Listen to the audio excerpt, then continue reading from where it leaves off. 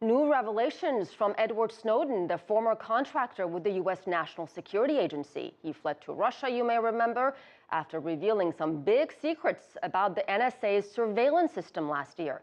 Snowden has now given his first extensive interview to an American media outlet, and CCTV's Jim Spellman tells us what he had to say.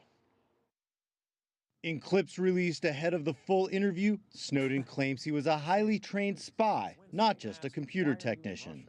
Were you trained as a spy? It seems to me spies probably look a lot more like Ed Snowden and a lot less like James Bond these days. Well, it's no secret that the U.S. tends to get more and better intelligence out of computers nowadays than they do out of people.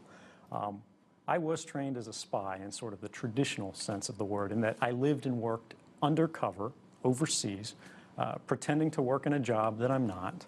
And even being assigned a name that was not mine. And in an ironic claim, Snowden said he even developed some of the systems in place to prevent theft of data, of course, that he would later steal.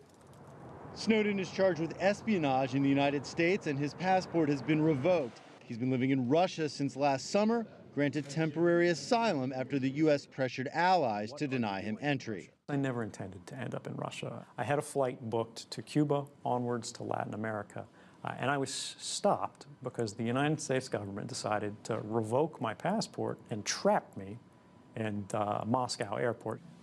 So when people ask, why are you in Russia? I say, please, ask the State Department. U.S. Secretary of State John Kerry blasted the former contractor. Edward Snowden is a coward, he is a traitor, and he has betrayed his country. And if he wants to come home tomorrow to face the music, he can do so.